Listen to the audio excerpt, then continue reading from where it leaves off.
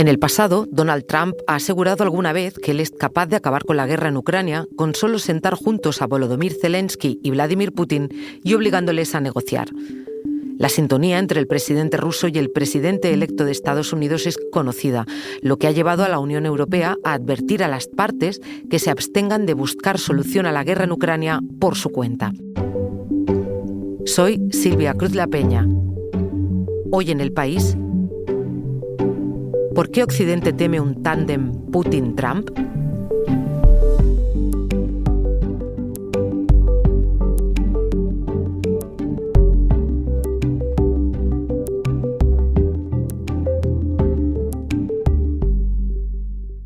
Esta semana la política estadounidense ha irrumpido con fuerza en la guerra que Rusia libra contra Ucrania. El todavía presidente Joe Biden dio permiso al ejército ucraniano para usar misiles de largo alcance en territorio ruso. No estaríamos hablando de un giro muy importante en la política que sigue la Casa Blanca, pues Ucrania ya está bombardeando la región rusa de Kursk con misiles estadounidenses HIMARS, que tienen un alcance de 80 kilómetros. La diferencia es que los que autoriza ahora Biden llegan hasta los 300. Hay que tener en cuenta, sin embargo, que Biden ha dado ese permiso en la recta final de su mandato y cuando Estados Unidos ya ha elegido a quien va a sucederle.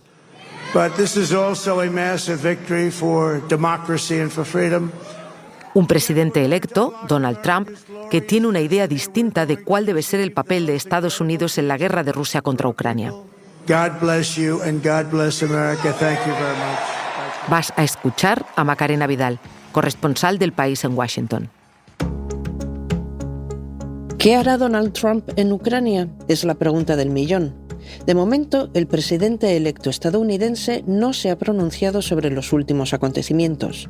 Solo uno de los miembros de su campaña se quejó en X de que, al autorizar el lanzamiento de misiles al interior de Rusia, el gobierno demócrata estadounidense precipitaba una escalada justo antes del relevo del poder en Washington. Pero no cabe duda de que Ucrania tiene motivos, y muchos, para el pesimismo ante una administración de Trump. Se da por seguro que la nueva administración limitará mucho o pondrá fin incluso a la ayuda militar y económica a Ucrania. Trump ha sido crítico de ese gasto y la mayoría de los votantes republicanos tampoco están a favor. Pero el presidente electo nunca ha dicho explícitamente que la vaya a cortar o eliminar. En septiembre recibió en Nueva York al presidente ucranio, a Volodymyr Zelensky, que le explicó su plan de victoria. Lo que sí consta de Trump es su admiración por el presidente ruso, Vladimir Putin, al que ha elogiado en muchas ocasiones. Y ha dicho también que pondrá fin a la guerra en un solo día, sentando a negociar a Putin y a Zelensky. No ha dado más detalles. No se sabe muy bien cómo piensa hacerlo, ni tampoco cuál es la solución que le gustaría ver en esas hipotéticas conversaciones. En el debate contra su rival demócrata en las elecciones, Kamala Harris, nunca quiso declarar explícitamente que quiere que Ucrania gane la guerra. Lo que no parece es que Putin esté dispuesto a sentarse a la mesa de negociaciones solo porque se lo diga el presidente de Estados Unidos. El número 2 de Trump, J.D. Vance, sí ha apuntado durante la campaña electoral que en unas negociaciones Ucrania tendría que resignarse a la pérdida de parte de su territorio. Es algo que Zelensky no quiere aceptar de ninguna manera. Hola, Javier. Hola, Silvia. Mi compañero Javier González Cuesta cubre Rusia para El País. Javier, hemos escuchado a Macarena explicar la postura de Trump en la guerra de Ucrania, distinta de la de Joe Biden. Lo que sí parece claro es que Estados Unidos está tomando protagonismo en el conflicto en estas últimas horas. Dime desde allí, ¿cómo ha reaccionado el presidente ruso Vladimir Putin? Putin ha respondido no con las palabras, sino ha respondido con los hechos. Apenas un par de días después de que se filtrase que Ucrania puede utilizar los misiles estadounidenses, Putin aprobó el decreto que actualiza la doctrina nuclear rusa. Putin no ha comentado nada de momento en público sobre el último ataque en territorio ruso, ni ha comentado todas estas noticias. Sí lo ha hecho su portavoz, Dmitry Peskov, que ha recordado que el presidente ruso dijo, ya ha repetido varias veces en los últimos meses, que Este paso, cruzar esta línea roja, supondría la implicación directa de Estados Unidos en el conflicto. Ahora vamos a hablar de esa amenaza nuclear, de esos cambios que ha hecho Vladimir Putin sin palabras. En las últimas horas también hemos sabido, por nuestro compañero Cristian Segura, que Estados Unidos ha dicho que aceptaba el uso de minas antipersona por parte de Ucrania y ha mandado cerrar su embajada también allí por miedo a un ataque inminente. Así es, no solo Estados Unidos, también España y otros países de la Unión Europea han cerrado las embajadas y han advertido de que se espera una reacción rusa dura. Se espera un bombardeo en Kiev y puede ser en otras ciudades del país. Y no sería la primera vez. En el pasado, por ejemplo, cuando empezaron a llegar las primeras armas a Ucrania, en 2022, Rusia también hizo bombardeos similares de un día, 2 días, una semana, en el que intensificó los ataques tanto con cohetes balísticos como con drones. Una de las últimas escaladas más fuertes tuvo lugar a finales de 2023, cuando un bombardeo duro ruso fue respondido por Ucrania en territorio ruso, en otras ciudades de la frontera, Belgorod y Kursk, por ejemplo. Y Rusia volvió a responder con un bombardeo mucho más duro. Está por ver qué va a pasar en las próximas horas, pero es bastante probable que se perpetre este ataque. Como tú dices, habrá que ver qué es lo que pasa en las próximas horas. Estamos hablando y siguen sucediendo cosas. ¿Dirías, Javier, en la semana que se cumplen 1000 días de guerra, que se está recrudeciendo esta guerra? Bueno, es difícil decir si se ha recrudecido. Por ejemplo, en agosto fue la ofensiva ucraniana sobre Kursk. Luego, en septiembre, Rusia, y en octubre, Rusia ha apretado en el este de Ucrania. También es verdad que se ha relajado un poco lo que son los bombardeos en ciudades en las últimas semanas, después de las elecciones de Estados Unidos. Pero sí es verdad que todo apunta a que puede haber una escalada y que en las próximas semanas pueda volver a recrudecerse lo que hablábamos, esta guerra de ciudades. ¿Y qué ambiente se respira allí en Rusia, Javier? De cansancio. Ya son, como decías, 1000 días de guerra, casi 3 años. La gente preferiría que ya se acabase esto, pero también es verdad que hay resignación. Por ejemplo, hace poco una encuesta decía que el 40% de la población no querría que sus familiares o alguien, un ser querido, fuera a la guerra. Pero, por ejemplo, me he estado moviendo últimamente por provincias, por el sur de Rusia, he estado también en Donbass, y el sentir general es que si les llaman para ir al frente, les toca ir y ya está. Rusia de momento no ha presentado problemas para conseguir voluntarios que acepten ir al frente por contrato, a diferencia de 2022. Están ofreciendo salarios muy altísimos, eso está influyendo en la economía, está creando un gran problema económico en el país, pero de momento la gente sigue alistándose para ir a combatir. Volvamos al tema de la doctrina nuclear, esa que ha cambiado Putin en respuesta al anuncio de Joe Biden. Bájamelo a tierra, explícamelo, ¿en qué consiste ese cambio que ha hecho Putin? La doctrina nuclear rusa es una especie de guía para el Kremlin en caso de conflicto. Lo básico es que consideran que el uso de armas de destrucción masiva es el último recurso, y esta doctrina nuclear tiene muchos años. En la última década se ha actualizado varias veces.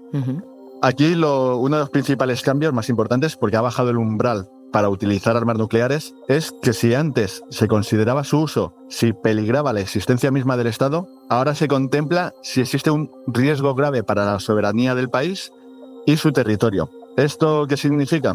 Pues no se puede explicar porque eso dependerá del Kremlin. Claro. Por ejemplo, para Rusia la soberanía es también poder actuar en lo que considera su territorio histórico, Ucrania, por ejemplo. Luego, por otro lado, hay que tener en cuenta que existe una estrategia, empezó a valorar el Kremlin en principios de los 2000, cuando vio que la OTAN tenía armas mejores para, por ejemplo, en la guerra de Irak, en Yugoslavia, que las que ellas tenían, que es la de escalar para desescalar. Esto supone que el ejército ruso no es una teoría oficial, pero sí contemplan el uso de una primera arma nuclear, entre comillas, pequeña, para elevar el listón y forzar al rival a negociar. Luego también, por ejemplo, la nueva doctrina nuclear rusa incluye un escenario que sería un poco parecido al actual, en el que considera que si un país sin armas nucleares comete una agresión contra Rusia, pero este cuenta con el apoyo de una potencia nuclear, considera que los atacantes son los dos. Por ejemplo, Estados Unidos, si diese armas, que no tienen que ser nucleares, pueden ser armas convencionales, a Ucrania. Con lo cual, eso que conocemos como el pánico nuclear se extiende. ¿Ese es el objetivo, Javier? El pánico nuclear es una de las estrategias de Rusia a nivel no solo militar, sino también político. Por ejemplo, el mismo día que se aprobó el decreto de la nueva doctrina nuclear, el gobierno ruso anunció a bombo y platillo que estaba produciendo en masa unos refugios móviles para el caso de guerra nuclear, los CUP-M. En todo caso, estos no sirven para nada. Si hay una guerra, se acabó. Son de metal y no sirven para nada.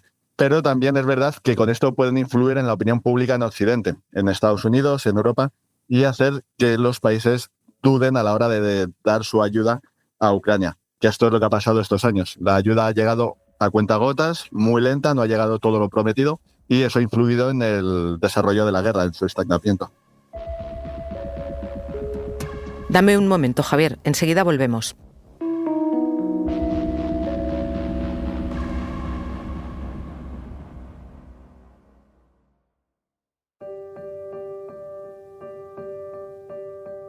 Estoy con Javier González Cuesta hablando del giro que ha dado esta semana la guerra de Rusia en Ucrania.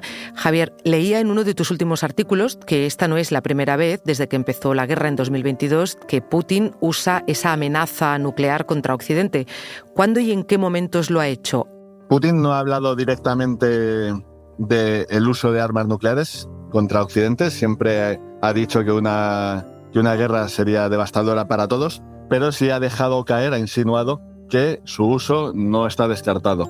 Por ejemplo, cuando anunció la movilización de su población en septiembre de 2022, dijo que si otros países seguían apoyando a Ucrania, utilizaría todos sus medios para acabar con la guerra. Luego, por otro lado, también Putin y su gobierno ha dejado caer lo que ellos llaman provocaciones, que acusan a Ucrania de algo que podrían hacer los propios rusos. Un ejemplo es el debate sobre la bomba sucia. Decir que Ucrania está preparando el uso de una bomba sucia, una pequeña bomba, no tiene por qué ser una bomba nuclear, puede ser una bomba con material tóxico, o, por ejemplo, el caso de la central nuclear de Zaporilla, que decían que Ucrania se disponía a destruirla con toda la contaminación que podría provocar. Estas acusaciones se producen justo cuando la guerra le iba bien a Ucrania, cuando estaba avanzando. ¿Con qué sentido? Con intimidar y dejar caer a las autoridades occidentales que ellos podrían provocar estas explosiones acusando a Ucrania.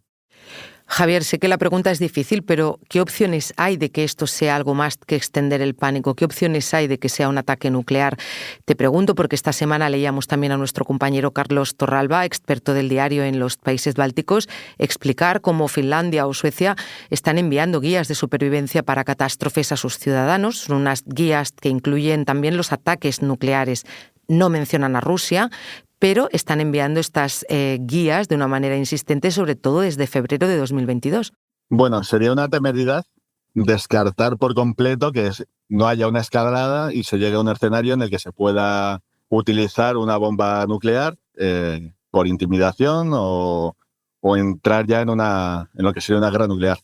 Ahora, es verdad que la disuasión nuclear funciona más como disuasión que como guerra real. Por ejemplo, Sergei Karaganov, uno de los principales asesores del Kremlin, siempre ha abogado por eso, por asustar a Occidente con el uso de alguna arma nuclear, aunque sea táctica. ¿Cuál es la realidad? Por ejemplo, que este experto tiene propiedades en Europa.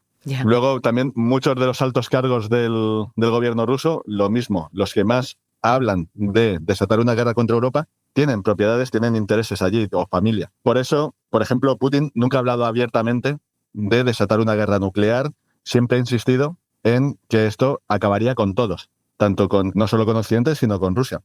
Y, por ejemplo, también eso en los tratados que ha firmado con China, en los últimos documentos que ha firmado con el presidente chino, con Xi Jinping, también han resaltado en comunicados que una guerra nuclear, es el fin de todos. No es la salida para un conflicto armado. Javier, vamos a ir un momento a la Unión Europea, que también ha respondido a los últimos acontecimientos. Desde la Unión Europea se ha dicho que se va a renovar el apoyo a Ucrania. Lo han hecho en la reunión del conocido como G5UE+, un grupo en el que países como Italia, España, Polonia o el Reino Unido han advertido a Trump que no negocie por su cuenta la paz con Putin. Eso que apuntaba, de hecho, nuestra compañera Macarena Vidal desde Washington. Javier, recuérdame, ¿cómo ha sido la relación de Trump con Putin? Las relaciones de ambos presidentes no se conocen bien, no se conocen bien los detalles, pero todo indica a que hay bastante sintonía. Por ejemplo, en las anteriores elecciones que ganó Trump, se conoció el escándalo a través de un escort que grabó con el móvil un vídeo en el yate en el que estaba, con un político ruso cercano al Kremlin, sí, y con el jefe de campaña de Trump, Paul Manafort. Ambos hablaban antes de las elecciones, se veía que había una conexión entre ellos cuando todavía Trump no había llegado ni siquiera al poder. Y todo esto con un yate que también estaba implicado un empresario, un oligarca importante ruso, cercano al Kremlin. Luego también, por ejemplo, los medios estadounidenses han revelado que Trump ha llamado varias veces a Putin. También es cierto que durante su presidencia aprobó bastantes sanciones contra Rusia. Por eso en Rusia no están totalmente convencidos de que Trump sea su salvación. Yeah. Pero sí es verdad que hay cierta sintonía. Elon Musk, por ejemplo, que es prácticamente el gran apoyo de Trump en Estados Unidos ahora, sí ha hablado muchas veces contra Zelensky, contra Ucrania, poner fin al apoyo a Ucrania. Y, por ejemplo, su propia red de satélites, Starlink, no solo la han utilizado los ucranianos, sino que los propios rusos han conseguido tener acceso a través de terceros países a una red que es importante, que es clave en el desarrollo de la guerra. En esa misma reunión que te comentaba de los países de la Unión Europea participó por videoconferencia el presidente ucraniano Volodymyr Zelensky, pidiendo al bloque europeo que ayude a su país, entre comillas, a empujar a Rusia hacia una paz justa. Javier, ¿se habla de paz en Rusia? En Rusia, gran parte de la población, la mayoría, le gustaría que haya paz, y de hecho muchas encuestas lo que reflejan es que quieren paz, pero que también sea lo que quiera el presidente. Aquí hay un problema. El problema es que en Europa, en Occidente, se piensa que esto es todo un problema territorial, solo Donbass, y que con eso estaría contenta Moscú. Mientras que el entorno de Putin y el propio Putin prácticamente gritan que la guerra no va solo de los territorios de Donetsk, Lugansk y las dos regiones que también han tomado en el sur. Inciden mucho en que Ucrania, gran parte del entorno del Kremlin, resalta que Ucrania nunca ha existido y, sobre todo, que uno de los objetivos principales de esta guerra es que Ucrania vuelva a estar bajo su control. Con un gobierno indirecto, con un control directo, eso no es importante, pero es uno de los grandes objetivos más allá de los territorios del este de Ucrania. Por eso, cuando se habla de paz, habría que ver si cuadra lo que pueda ofrecer Trump con lo que de verdad quiere Rusia. Aunque también está la alternativa de la tregua, que sería enfriar la guerra y ver qué pasa en el futuro. Pero eso puede suponer que se refuercen uno de los dos bandos, o los dos bandos, y que la guerra se desate en el futuro incluso más fuerte. Estaremos muy pendientes de los movimientos de unos y de otros y seguro que volvemos a hablar pronto, Javier. Muchas gracias. Nada, a ti, Silvia. Un placer como siempre.